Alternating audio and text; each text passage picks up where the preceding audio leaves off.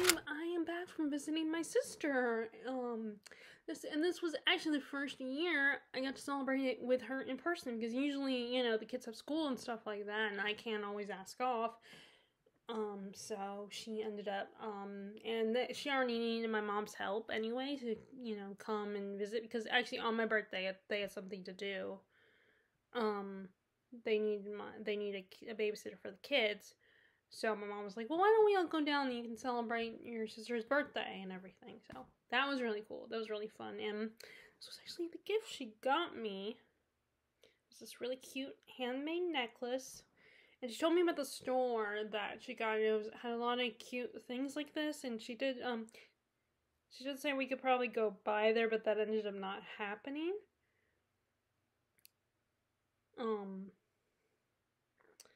But yeah, I really like this, and I would probably like to go there anyway, just to check it out next time. She tells me about all these places that she goes shopping at when she's bought me gifts, and but I never get a chance to go because when we're there, time gets away from us. We have other activities, or my mom can't, go anywhere because she's either watching the kids, or this time we had Murphy with us, and she didn't want to lock Murphy up. Because this is the first time he's been to my sister's house. So anyway, I really like this. This was really cute. So I also got to see Larissa today in this trip. I always try to squeeze in a visit with her because she lives, it's still an hour away, but it's a little, it could potentially work out that I could see her. Especially since my Nana lives also in the same state as Larissa, so if my dad was going to go see my grandmother, he could drop me off there, and I could spend a few hours with Larissa, so that was fun. We got a lot of catching up to do, and she also gave me a necklace that I cannot show you whenever on these long road trips to my grandmother's, and now this is the first time Murphy's been to my sister's, Murphy cannot do long car rides. You can do 5-minute car rides or whenever, if my mom's taking me to work and invites him to go with us. But that's about it. If it's a really long car ride, he is not comfortable. He's antsy. He gets scared. We can't give him food because he'll throw up. And he will, and because I'm most likely going to be the one sitting in the back with him, sometimes my mom has offered to sit in the back because she knows it's all these trips, it aggravates me, because what he'll do is he will sit on my lap, and he gets up every time, there's a car or some weird noise or something, I think he gets panicky and then stands up and wants to see what it is, and, as adorable and sweet as it is, and I definitely feel bad for him, it's kind of annoying at the same time when you have him, where he's standing on you and pressing on you and with his nails.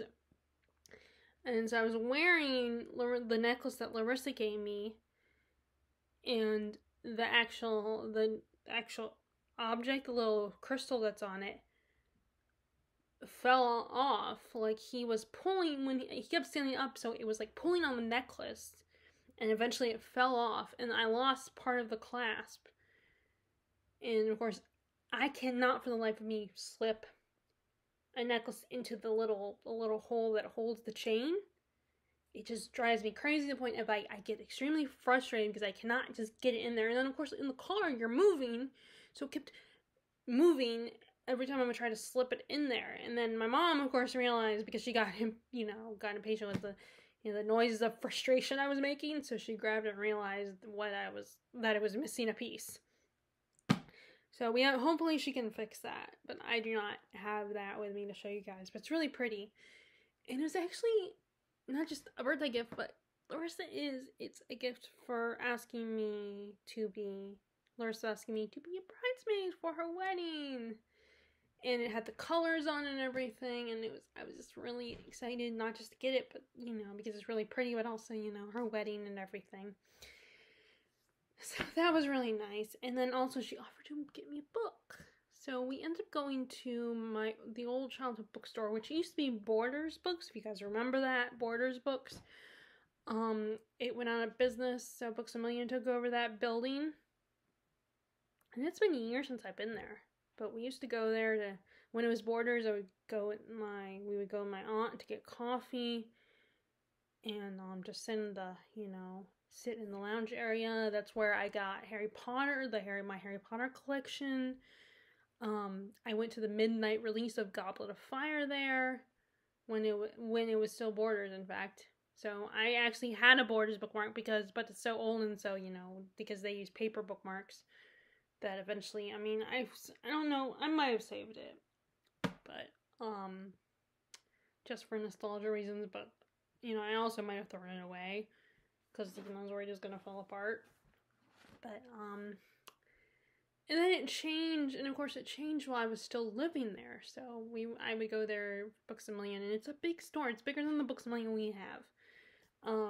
And it had a cafe, and like I said, it had the cafe area. But when COVID happened, apparently they got rid of the cafe, and then the man who owned the company, I guess, was like, "We don't need it. Let's just get rid of it completely." And then I know the guy that rang us up said that they're thinking about turning it into like a lounge area, which I think would be good. I think would be nice because there were chairs where you could sit in the store before, but it wasn't. They were just scattered throughout. So it would be kind of nice to have a little senior where you can lounge, even if you can't get there's no, even if it's not a cafe, just a nice little space where they could get just sit there and look at their books, and maybe have a table where they could put the books down, because I'm one of those people who will give myself multiple choices of books, and I think there are other people who do that where and they'll just look through the books and decide which one they want to buy. So it would be kind of nice. I wish my Books a Million had that, but it's such a small store that they don't have the space to have the cafe area or a seating area, which is why I always use a cart. But yeah, we went there, and I could not figure it out because, granted, it's been so long since I've been there, but I wasn't sure about the setup. And I don't like how the classic shelves are not separate. They do have a certain separate, some classics separate, but most of them are mixed in, which I feel like a lot of bookstores are now doing that. Or it might just be Books a Million, I don't know. But it was a little, I think Barnes & Noble does that too now. And it was kind of it's kind of annoying because unless you know the author, you might not necessarily find it. And I was trying to decide between a classic Kafka and then another book. In fact, I was trying to find the fantasy section that wasn't just mass market books. Because I just, like I said, I don't like mass markets. I'm not a big fan of them anymore. And I ended up getting a fantasy because I wasn't sure how I would feel about Kafka in the trial. I wasn't sure because I didn't like Metamorphoses or Metamorphosis. I always get the title of that mixed up with the title of Ovid's book because the titles are, similar, but I think they're pronounced differently. I think this Metamorphoses and the other one in Kafka's novel is Metamorphosis. So I always get those two mixed up. And I wasn't too crazy about that book, Kafka's book. But, maybe I might want to give it a shot and reread it because I hear other people on BookTube talk about it. And maybe I might feel differently now. And like I said, I picked up the trial. I was going to get that one, and I thought the cover was kind of cool. But I decided, but then I was there's no guarantee, and I'll be spending $15 on it, or my friend was going to be spending, Larissa was going to be spending $15 on it, so I was like, okay, let me get something that I know that's going to guarantee that I'm going to love. So, I got Fool's Errand, because I have been wanting to get these editions, because a lot of Robin Hood's books, because they're, she's an older author, has been writing for years, she still has a lot of mass market, so I've been trying to get these versions of the books instead of the mass market and collecting them all. So I have the first two books in the Farseer not Farsi, in the Live Ship Trader series. I thought about getting book 3, Ship of Destiny, but I have not picked up the second book. I mean, the first book I haven't continued with it yet, so I'm using that as my reason to wait. So this is the Tawny Man trilogy, which is an interesting cover. This must be something in the book that comes later. But this is after the Farseer trilogy, after some years after the Farseer trilogy. And I think Fitz is an adult, like middle-aged, I want to say, and he crossed paths again with the Fool in this one. And they have very interesting, like, I have some ideas about where their dynamic, but I'm not sure about my thoughts on it. But anyway, so I keep hearing about this trilogy for people that are still reading Rabbit Hall, but I wasn't sure if I want to continue with her or not. I mean, but then again, I just recently purchased a bind of Fitzgerald's work, which I brought with me. I don't know if I showed that to you guys, but I think I did. This one. The plan originally was to just read The Beautiful and the Damned. And because I had another situation where I had the mass market copy of it. And I figured, let me just get this one because it was cheap, and they didn't have, and also the reason for picking up this one is they didn't have The Beautiful and the Damned in a regular size paperback. They only had it in mass market, and like I said, I'm not trying to get mass markets. So I just picked up this one. Although the only thing is it doesn't have Tender is the Night here on this one, which I did read. I would like to consider rereading that one. And like I said, it was only $12.97, which was nice.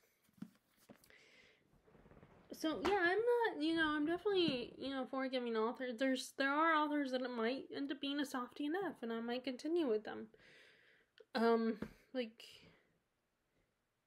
That's essentially Lord of the Rings.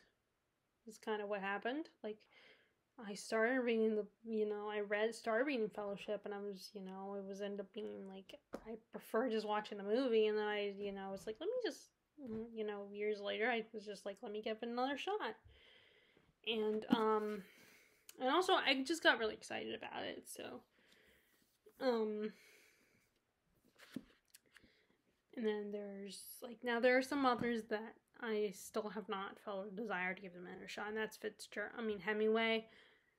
I appreciate, like, what people like about his writing, and I've only read one novel by him, so, maybe I would give, and I'm definitely not, like, a female reader who only wants to read, female-oriented books.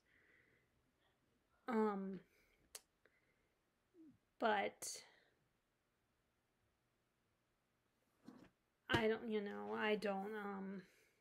it's more about the writing of Hemingway that I don't like, and I appreciate that other people like it and everything, but so there's that. Okay, so now let's talk about what else I got. So, these are the easy straps. So, I did get, unfortunately, it's still in the cellophane wrapping, but this is Novel Destinations, a travel guide to literary landmarks from Jane Austen's Bath to Ernest Hemingway's Key West. Apparently this is a second edition of this book, so I guess it's come out before. And I just went ahead and ordered just put the second edition on my Amazon wishlist. I haven't taken it out. Obviously, I haven't unpackaged it yet, but I thought it would be really cool to browse through this, and read the descriptions of all these places, and maybe one day do a vacation where I tour, or actually, maybe even create a list and talk about plan to visit all these places. Or maybe not all of them, but at least some of them. And, we are already planning, we're gonna try to do our trip to London this September, so I'll be able to mark off some of these. And there's actually a lot of books this summer that I want to read that have to do with the London trip as well that I want to get to. But it was really cool to see this. And then we have, I forgot these were in here. Let me take these out. Okay, and then we have this. I saw this, I always forget her. Now I forgot her name. I cannot think of her name. I just started watching her channel again. One of the booktubers I watched a video on Instagram where she showed this book, which is a kind of about Gilmore Girls done in like a kid's version, a children's book version. And of course, it, like, when it comes to the stuff that, like, not things about people that aren't very nice, or how some of these characters aren't the most likable people and have some issues, they don't talk about that. They just say something that's more kid friendly, like some of them aren't that friendly, or how, like, Richard and Emily they do things a certain way, like they make it so that it's you could read it with your young daughter. And I also, like, I didn't just put it on my list for me, I also put it on my list because one day maybe pass it on to Jessie, so that read it for, like, Charlie when she's a little bit older and can appreciate it. I also like the artwork in this. I like let me see, is there anything on the, oh, yep, there is. It's a naked hardback. It has something on the hey, let's see, is this something on the other side? Nope. It does have a quote from the book. So it kind of starts from when Rory is born and everything, and they first come to Stars Hollow, and talking about all the quirky residents in Stars Hollow, and then the contrasting situation at the Gilmore house and everything. It's really sweet, and like I said, I like the artwork. It's so much fun. Like, let me see if I can show you.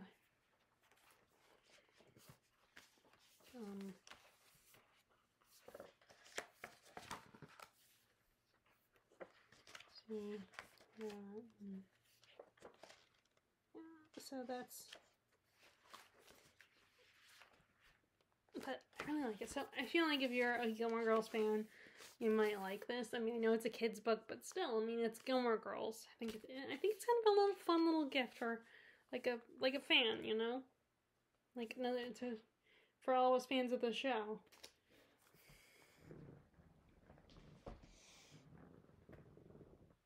Okay, and then we have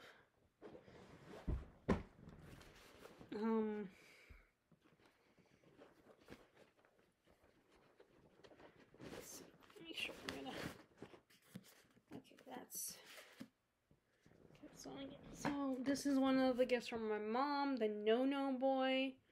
It's a Japanese novel. It actually has a foreword from Ruth Ozeki.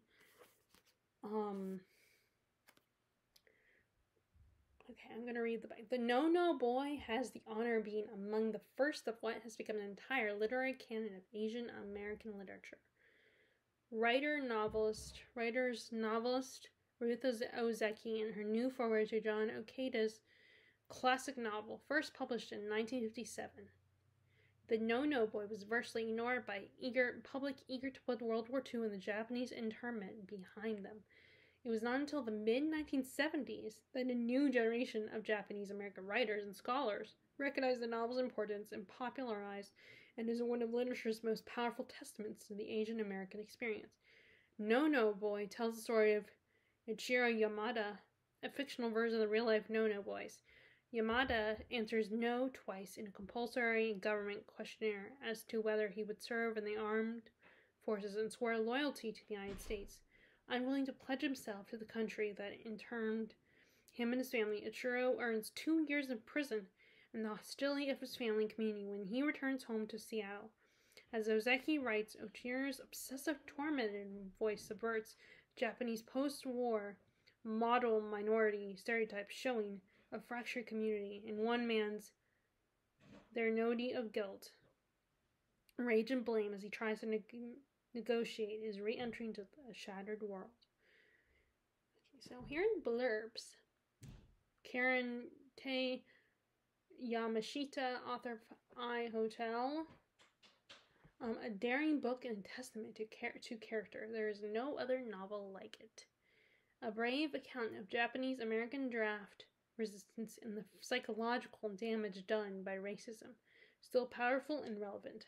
Okada was a heroic writer. Yvette Thanigu, author of The Sympathizer, which has just been adapted. And you can watch it on Max for this month. John Okada was born in Seattle in 1920. Okay, this is about the author. Seattle, 1923. He served in the U.S. Army in World War II, attended the University of Washington, Columbia University, died of a heart attack at age 47. No Boys, only published novel. Oh. So this is the only novel he ever wrote. That's kind of cool. So yeah, and I've been also getting more Japanese literature as well. So this month I have been reading a lot of World War II from the Filipino perspective. So I might not read this right away. I don't know. I might read it. Okay, so next we have. So Terry, this is from Terry Shigami Elantris, the 10th anniversary author's definitive edition, and it has bonus content. So this was the first book that Brandon Sanderson wrote, but he didn't publish it, and I think he didn't publish it until sometime later. And I actually like this. I like stories that kind of deal with religion, especially in fantasy worlds. But yeah, I liked it. I enjoyed it. I know not a lot of people love this one, and a lot of people argue that you can tell that this is the first work, his first writing. And I feel like I would need to read it again to determine if I agree with it or not, but I remember enjoying it the first time I read it. So, I'm excited to read it again. I feel like someone would probably have to tell me, okay, point out the things that are wrong, why you can tell it's bad. It's not as good as his writing now. But this one has, because it's a 10th anniversary edition, it says it has 10,000 words of bonus content. So it has new maps and illustrations, a new foreword by someone named Dan Wells, the new ARS Arcanium, the Mad Prince deleted scene, a special extra scene, and a new postscript by the author. So this is a lot of cool stuff in it, I guess.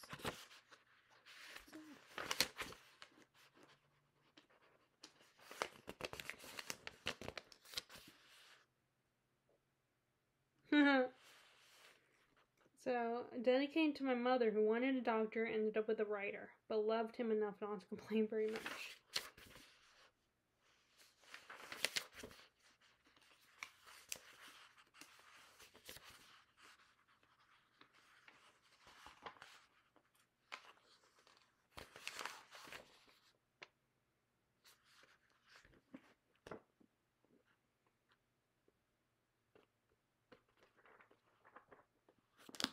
So that's cool.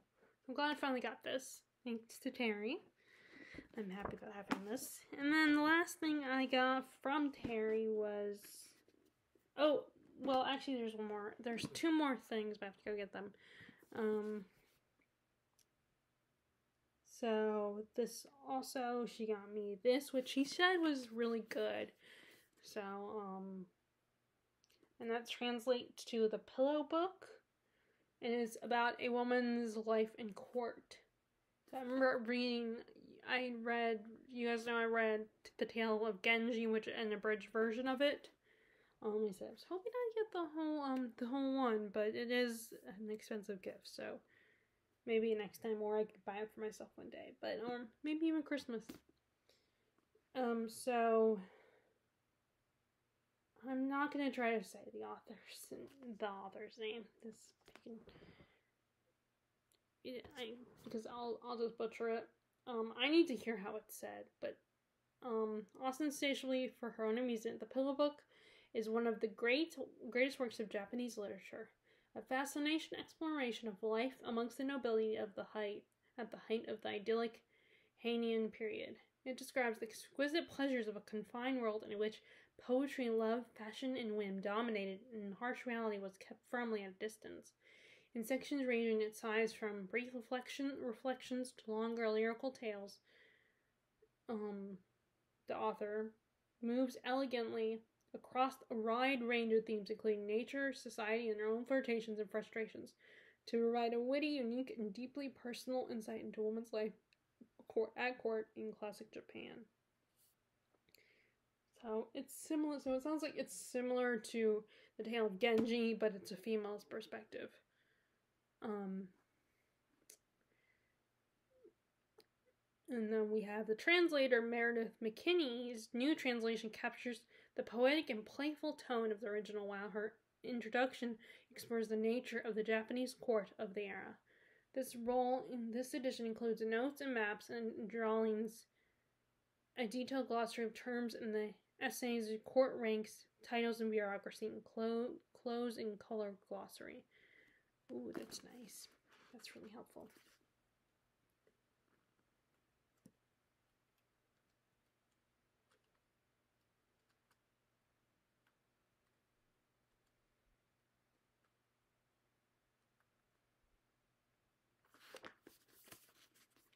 And I remember I really liked the poetry in Genji. I thought the poetry was really pretty. Okay, I will be right back. I totally forgot one more thing.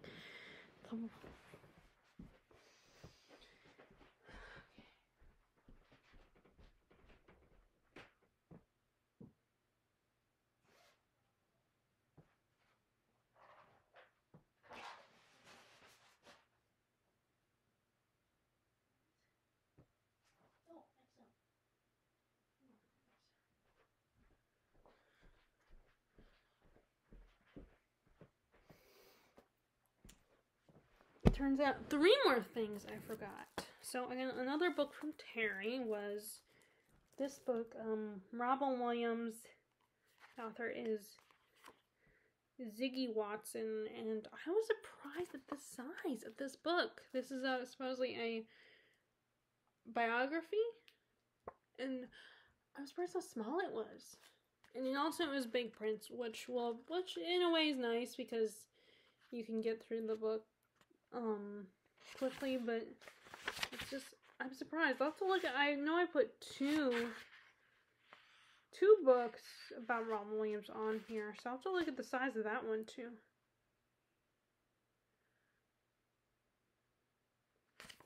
But yeah, I was surprised that how small this book is, but I thought there would be more, but you know, at least it says it's a biography.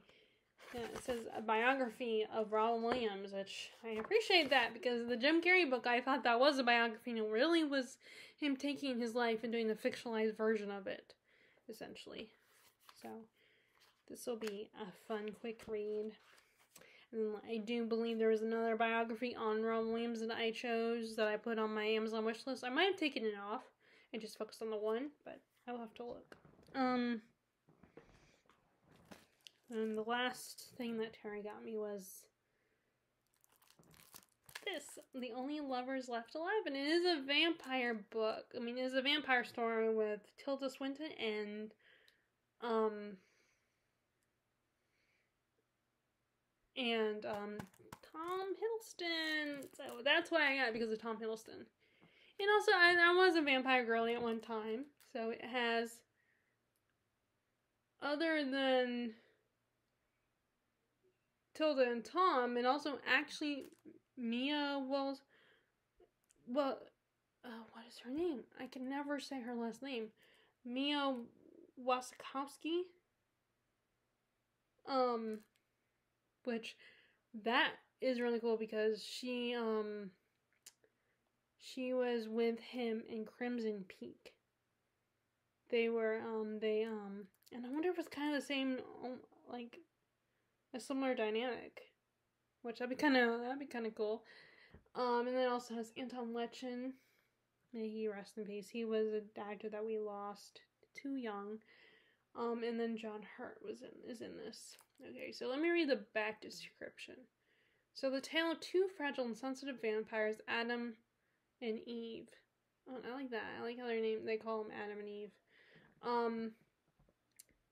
Both are cultured intellectuals with an all-embracing passions for music, literature, and science who have evolved to a level where they no longer kill for sustenance, but still retain their innate wildness.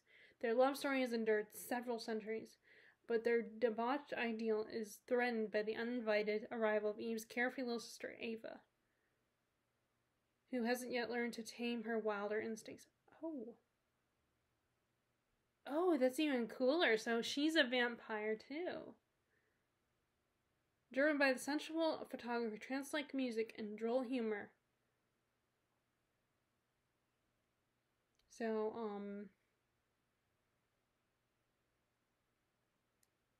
so I'm gonna have to, when Terry, we finally are able to have Terry come and visit, we'll have to watch it together. But yeah, this is really good. And that's cool. So she gets to be a vampire in this one. But I'm excited to read it. To watch it. Well, not read it, watch it. But like even more excited actually. Okay, and then this is something else from my mom. Which is this. I have no self-control. What she got me, which is similar to another t-shirt that she got me, which is has the same saying on it, but it's a little bit bigger, and I've been using it for pajama shirt instead. So I mean, I'll still wear it on occasion during the day, but it's a little bit bigger. So I got this one. So she gave me I have this one as well now, and this one is a little bit smaller, and I like the colors of this one. So and it's very, like, the colors are very autumnal. Okay,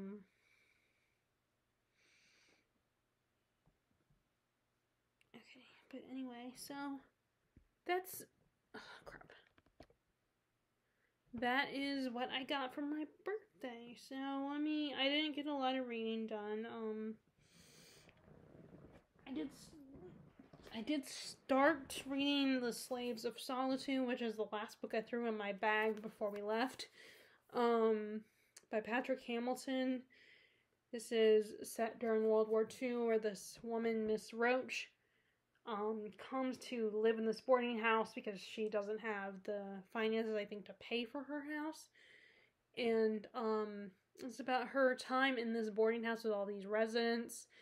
And there's one particular gentleman who is, I think it's like,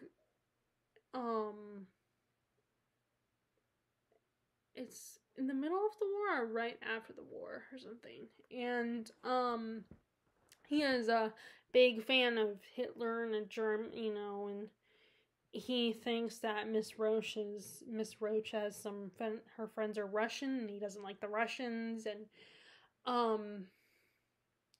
so it's just her day in the life in this boarding house. Now, it's not a super long one, but, I figured, let me just start this book. So I did start reading it. I made a little progress with this one, Babel. I already started a while back, and I made a little bit more progress on it. I did consider for a second Yellowface, and I told Larissa about Yellowface because she liked Babel, so I told her that she also wrote The Poppy War and mentioned Yellowface, so hopefully Larissa will get into those books. And so I don't have a lot to say about this. Like I said, only read a couple pages of the first chapter, so I don't have much to talk about. I did not read the Beautiful and Damn. I didn't even start that, so I probably shouldn't have even brought it with me in the first place. And then most of my progress was, other than the Slaves of Solitude, I was this one, Dusk. I'm at the point where our family has been kicked out of their village, and they have to find another place to live, because the young priest, Spanish priest who arrived, was like, I don't like you guys, especially, and basically kicks all the people out of their homes, and burns the village and everything, and they are traveling to a safe home. And I just read a part where they were discussing having to change their name to protect themselves. And there's a subplot of our main character, Iztak, and he is in love with this woman, Dallin, that they met. She had arrived at their home. Her husband just died. She was brought to them by his younger brother. And the younger brother automatically thinks, oh, I saved her life and everything, so she belongs to me.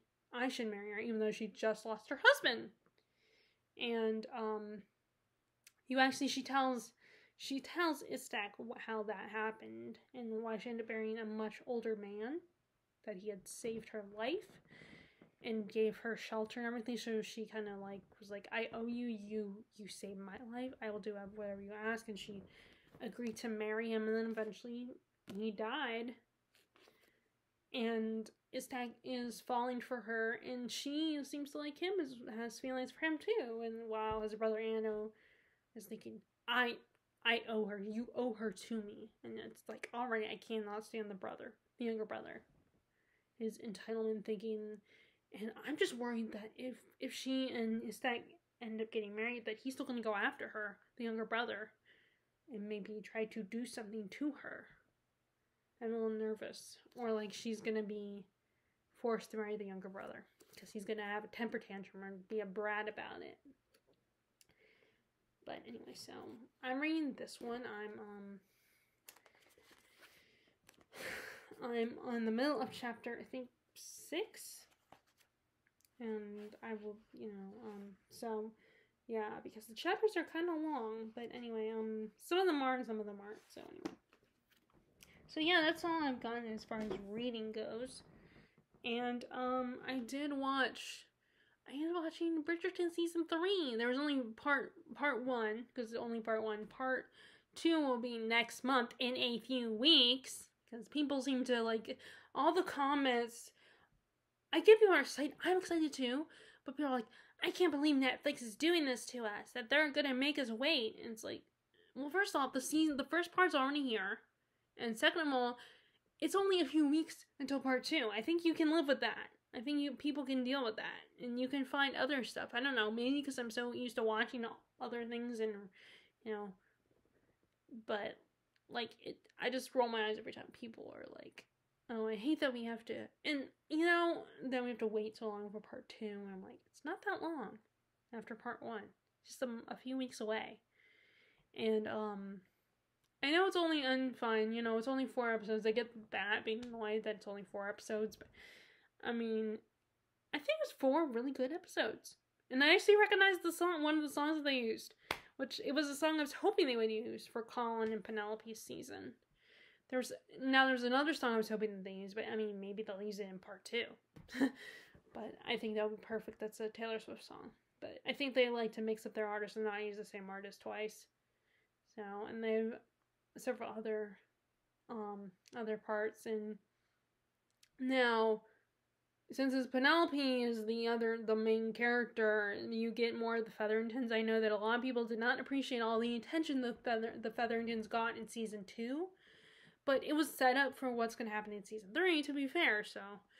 And maybe people is fine, will be fine with their storyline because it's mostly going to focus on Penelope.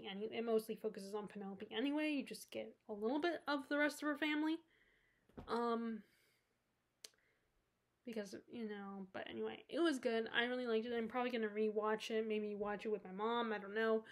But I'm actually off tomorrow because I ended up, so I could have an extra day. We ended up, my mom suggested when I ask off for work to ask off, even though we left today to come home, to ask up until tomorrow. So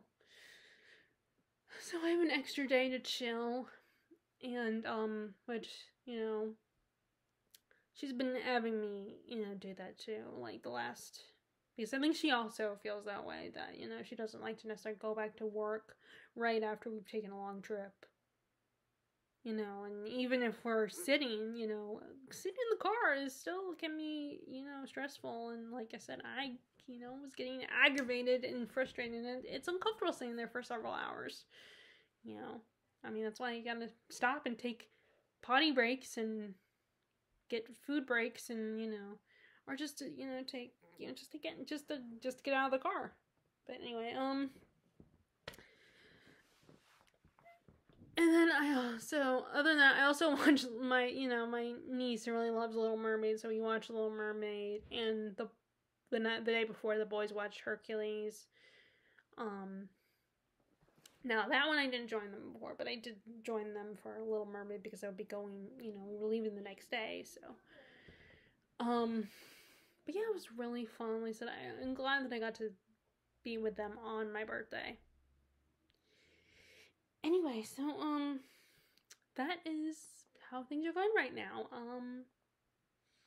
I keep thinking about getting this biography on Tolkien on Amazon, but part of me feels like I should wait a little bit because I just had my birthday.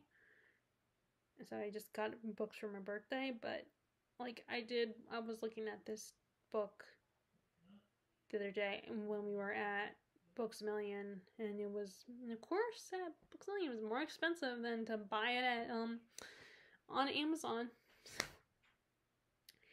which is kind of a pain, but because you have to, when you order something off, whether it's a used online bookstore or Amazon, you're still gonna have to wait a little bit to get it. Anyway, so I hope you guys are all doing well. If you are May birthday, if you also have a May birthday like I do, happy birthday. And I hope if you haven't had it, if your birthday hasn't happened yet and it's in May, then also I hope you are going to have a good birthday. And and if you like this video, be sure to give a thumbs up, click subscribe if you want to see more of my videos, and click the bell icon if you want to know when those videos get uploaded. I hope you're enjoying your reading, and I will talk to you all later. Alright, bye!